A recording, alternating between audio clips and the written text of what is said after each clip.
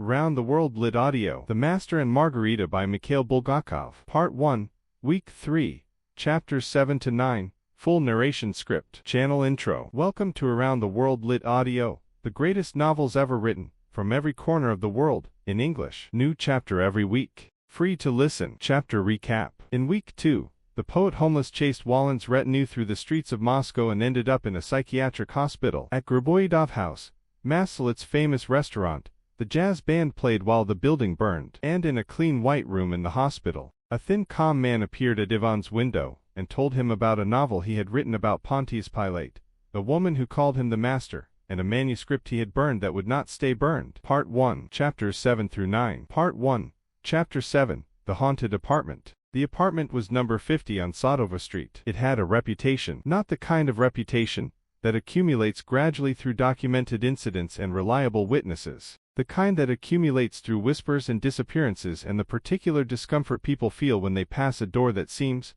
somehow, to have absorbed something it should not have absorbed. 3 tenants had vanished from apartment 50 in the past 2 years. Not dramatically, not with screaming or struggle, simply gone. One morning they were there and the next morning they were not, and the explanations offered by the authorities were the kind of explanations that explain nothing while appearing to explain everything. The apartment now belonged, in the administrative sense, in the sense of paperwork and official records, to the Moscow branch of the theatrical agency VARIET. Its director was a man named Stepan Bogdanovich Likhodiev, known to his colleagues as Styopa. He was a man of vigorous appetites and limited judgment, who had risen to his position through the kind of administrative process that rewards consistency of manner over quality of thought. Styopa woke on a Wednesday morning with a headache of extraordinary intensity. He woke in his bedroom in apartment 50, his half of the apartment, the other half belonging to his colleague Berlioz, who was dead, though Styopa did not yet know this, and lay with his eyes closed and tried to assemble the previous evening from the fragments available. The fragments were not encouraging. There had been drinking. There had been a great deal of drinking. There had been a restaurant, and after the restaurant something else, and after that something else again,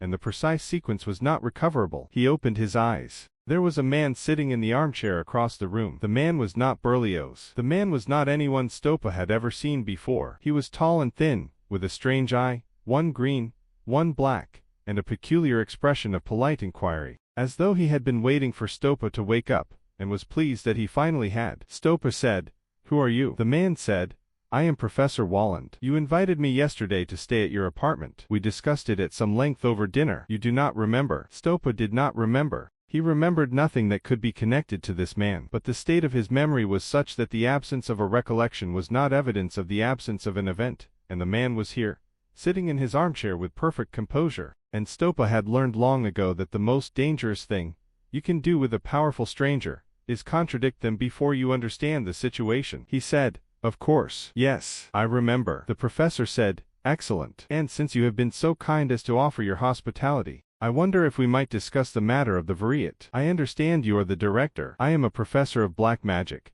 as you know, and I have been hoping to arrange a performance." Styopa thought about this. The VARIET did host performances. That was its function. A professor of black magic was unusual but not impossible. Moscow had seen stranger acts. He thought about calling his colleague to discuss it, and reached for the telephone. The telephone conversation that followed was one of the more bewildering of Styopa's administrative career. He called the VARIET's financial director, a man named Rimsky, and attempted to discuss the professor's proposal, and in the course of the conversation it emerged that Rimsky had already met the professor, already signed contracts with him, and had already scheduled a performance, all without Styopa's knowledge or involvement. Styopa put the telephone down. He looked at the professor. The professor looked back with his mismatched eyes and said nothing, with the patience of someone who has all the time in the world. Something was wrong. Styopa could feel it. The particular wrongness of a situation that does not add up, that contains too many facts pointing in different directions. He decided he needed to go to the VARIET immediately. He stood. He looked for his shoes. He could not find his shoes. He looked under the bed. He looked in the wardrobe. The shoes were not there. From the corridor came a sound. A large black cat walked into the room,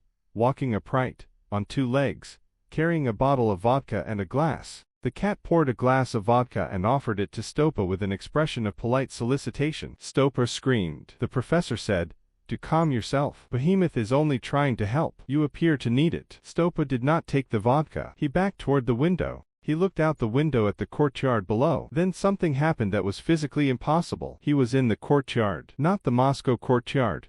A different courtyard, with different air, with the smell of the sea nearby, and the sound of birds he did not recognize, and a sun at an angle that was entirely wrong for Moscow in spring. He was in Yalta. He did not know how he had gotten to Yalta. He had been in apartment 50 on Styopa Street, and now he was in Yalta, without his shoes, without his jacket, with no memory of traveling and no explanation for his presence in a city that was over 1,000 kilometers from where he had just been standing. He found a post office. He sent a telegram to Moscow. He sat on a bench in the Yalta sun and tried to understand what had happened to him, which was not possible, and tried to accept what had happened to him, which was only slightly more possible. Behind him, in apartment 50, the professor settled in. Part 1, Chapter 8, The Duel Between the Professor and the Poet. Back in the psychiatric hospital, Ivan Homeless was having a difficult morning. He had slept badly. The conversation with the master had unsettled him in ways he could not fully articulate, not because it had frightened him, but because it had,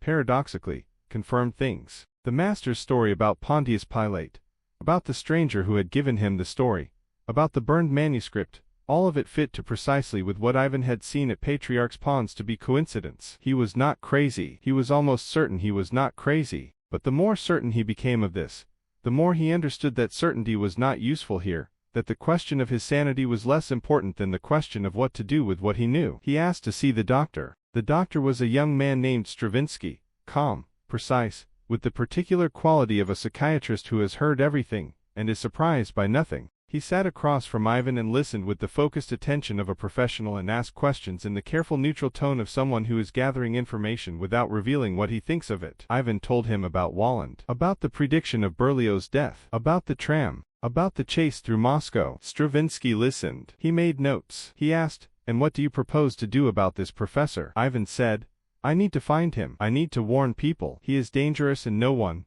understands how dangerous." Stravinsky said, "And if you were released from the hospital right now and went looking for him, what would you do when you found him?" Ivan thought about this. He said, I would go to the police." Stravinsky said, "And what would you tell the police?" Ivan opened his mouth. He closed it again. He understood, in the pause between the question and the answer, the precise nature of his problem. What he would tell the police was the truth, and the truth, a professor of black magic, who predicted a man's death and whose predictions came true, accompanied by a cat that walked on two legs and a tall checkered figure with a cracked pince-nez, was not something the police would find useful. It was not, in fact, something anyone would find useful. Stravinsky said, gently, "You see the difficulty." Ivan said, "Yes." Stravinsky said, "I think perhaps you should rest. I think you have been through something very disturbing and your mind is working very hard to process it. This is normal. This is what minds do." He did not say, "I believe you." He did not say, "I don't believe you." He said nothing that committed him to either position,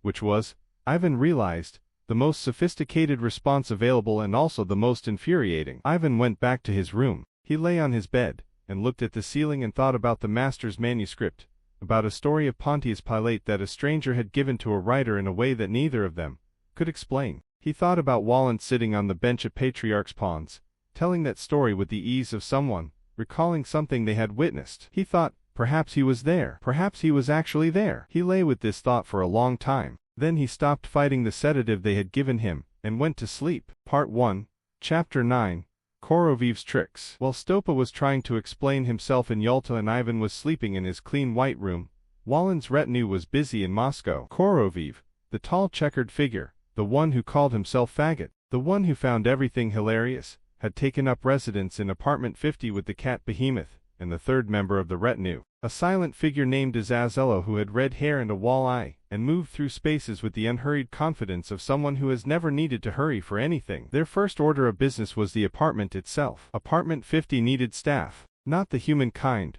Woland had no interest in human staff, who were unreliable and prone to asking questions. The kind of staff that an apartment occupied by the devil's retinue requires is a different kind entirely, and Koroviev arranged it with the efficiency of someone who has done this many times before in many different cities across many different centuries. Their second order of business was entertainment. Koroviev appeared at the offices of the VARIET, the theater that Styopa had been directing before his unexpected relocation to Yalta, and spoke to the financial director Rimsky and the stage manager Veronica. He was precise about the act's requirements. He was vague about almost everything else. He signed the contracts that had already been signed, which existed in the administrative record without anyone being entirely sure how they had gotten there. He was charming in the particular way of someone whose charm is a tool rather than a personality. Rimsky did not like him. Rimsky was a practical man, a man of schedules and budgets, and the particular suspicion of a theater administrator who has seen too many acts promise more than they could deliver. He looked at Koroviev's contract and found it in order, and found Koroviev himself profoundly disorderly and could not identify a specific reason to refuse either. He let the act proceed. The performance was scheduled for that evening. What happened that evening at the VARIET?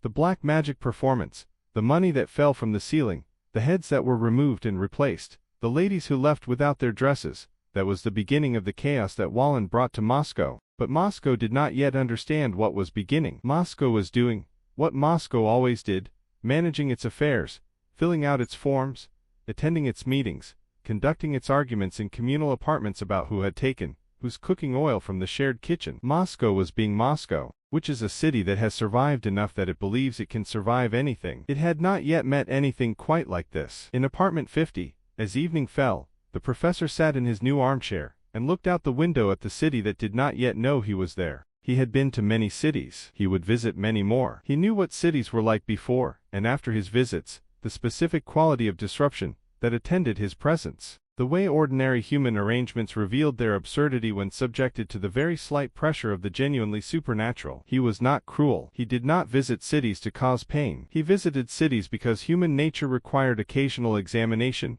and examination, in his experience, required the kind of situation that people could not explain away. Moscow would be examined. It would not enjoy the process, but it would learn something, in the end, about what it actually was. He picked up his chess pieces. He set them out on the board. He began to play alone, both sides, as he usually did, because finding an opponent who could give him a real game was increasingly difficult after so many centuries. Behemoth watched from the windowsill, occasionally offering advice. The professor ignored the advice. The city moved below them, indifferent and unsuspecting, into the evening. Chapter Transition. You have reached the end of Part 1, Chapters 7 through 9 of The Master and Margarita, by Mikhail Bulgakov. In the next episode, the black magic performance at the VARIET takes place, and it is everything and more than Woland promised. Money rains from the ceiling. Heads are separated from bodies. A lady loses her dress and gains a new wardrobe. And the chaos that Woland has seeded in Moscow begins to flower in ways that the city's officials,